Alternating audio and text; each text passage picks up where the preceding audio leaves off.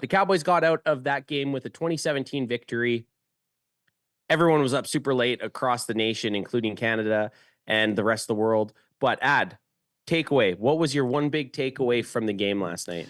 My one big takeaway from the game last night, and again, this is in no particular order. Felt like mine should have been wedged in the middle because mine seems to be the weakest out of all of them. But I do think a big component of the Dallas Cowboys offense is that we need to see the Dallas Cowboys offense show up, particularly more people besides CeeDee Lamb. And last night we saw a few of our non-CeeDee Lamb receivers show up, mainly Jalen Tolbert. Jalen Tolbert had that winning touchdown catch. But outside of that winning touchdown catch, Jalen Tolbert was 7 for 10. He did 87 yards with one tutty. We saw Rico Dowdle get 2 receptions with 1 tutty. So both of those guys put it in the end zone. But Jake Ferguson, 6 for 7. And then KaVontae Turpin, 4 for 34. 4 for 5. And then CeeDee Lamb, 5 for 9. So Jalen Tolbert was targeted more times than CeeDee Lamb, which I thought was interesting. But I did like to see Dak Prescott spread it around to a few of our guys. My guy Hunter Lepke, who Dax now gave him the new nickname. Instead of Little Mike Allstott, he's now calling Hunter Lepke H-Train. So I will now be calling Hunter Lepke H-Train. H-Train. Not Lupin Lepke, as we at Can Fan like to call him. But where I'm going with this is like you can't have an offensive powerhouse with a receiver room like we have and only be targeting CeeDee Lamb as much as we want to target our number one. There are going to be situations where CeeDee Lamb's getting double coverage or he could be used as a decoy, and that's where our clear wide receiver 2 needs to step up. We've talked about this over the last few weeks. Brandon Cooks has not been that guy to really seat himself in that wide receiver 2 position. So it was very nice to see primarily Tolbert and Turpin show up today because we know Jake Ferguson's a dog. So when Jake Ferguson gets receptions, we know he's going to get that yak, that yak that we all love. But Jalen Tolbert needed a game like this, not only for himself, but just to boost that mental confidence. Yeah, Jalen Tolbert, he hasn't been very. We've hoped both the last 2 seasons that he was going to be that guy. And you're kind of waiting for that moment where he's going to step up and have a situation where the game is on the line and come away with a catch, come away with a big play. And he did that multiple times last night. The Cowboys can't just rely. We're always like throw to CeeDee Lamb on 4th and goal, right? That's not feasible to do in the NFL. You need to have at least 3 or 4 players that can do it. So having Jalen Tolbert being able to be another option when the game is on the line, when it's 4th and 4 and you need a touchdown, it's nice to see Dak have that repertoire with someone else and build that confidence that he can go elsewhere other than CeeDee Lamb or Jake Ferguson. Yeah. And what's nice to see is Jalen Tolbert. I'll bring up the stats for just the season here. But he is on pace for about 840 yards this season. Okay. Which is a little underwhelming, I think, for our expectations for receiver 2. For receiver 2 when we were thinking about Brandon Cooks. However, I wonder if because he's averaging, he's averaging 50 yards per game, but his last 2 games, I believe he's gone over that.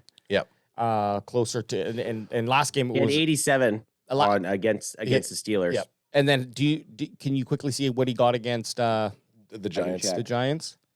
I think he had a good game too. I can check too, but I mean, I think but get my point being that I bet you that he will eclipse 1,000 yards if he keeps going at this more recent pace. Well, and because we're not the only people that we're talking about like Jalen Tolbert 24 yards against the Giants. Okay, so never mind. But we're not the only people who are talking that Jalen Tolbert need to step up. Jalen Tolbert himself is probably saying this, and it's like it's a lot of mental. You need to have a lot of mental fortitude to be able to get by that. So he got a lot of touches this game. He showed up in big moments. It was proved that he can handle it. He had a great sideline catch.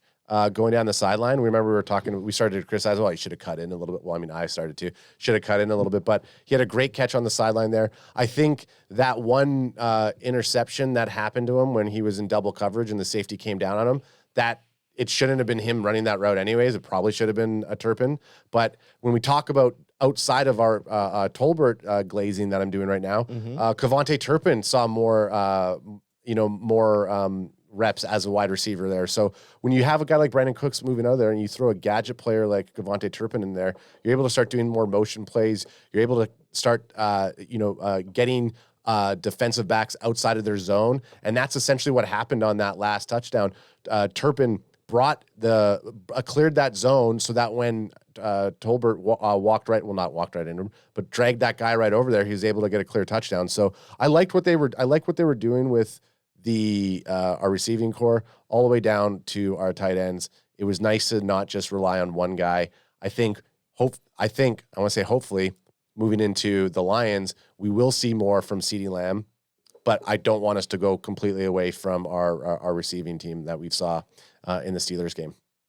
So that's my take. Yeah, well, on the final drive, you had that big catch by Lupin Lepke, H-Train, whatever the hell you want to call him. He had that big reception that brought them right down. You had the Jake Ferguson catch and stiff arm on a big third down, and then you had the Jalen Tolbert catch and for the win. So you had 3 big plays by guys that aren't named CeeDee Lamb. So that's, I think, in itself a very nice thing to see going forward, being able to spread the ball around on a game-winning drive. Well, look at the outside of your number 1 and number 2 receivers, because obviously if you look at your number 1 or your number 2, they're primarily going to get more targets. So the gap to, receptions to targets is going to be a little bit more. But if we look at Jake Ferguson, 6 for 7, KaVontae Turpin, 4 for 5, Dowdle was 2 for 2. Can't really count that.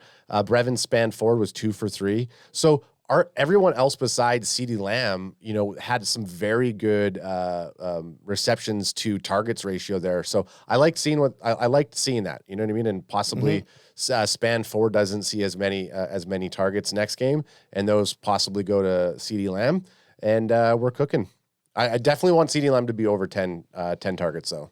Yeah, for sure. But yeah, that's what I said. I thought that was a good takeaway. I liked Dak spreading the love to the rest. Spreading his cheeks, shitting all over Pittsburgh. Yeah, and spreading those cheeks and shitting all over Pittsburgh. Yeah, and obviously with our tight ends, the blocking capability from them. I think Schoonmaker he flattened TJ Watt that one play, but all around thought the guys did a good job.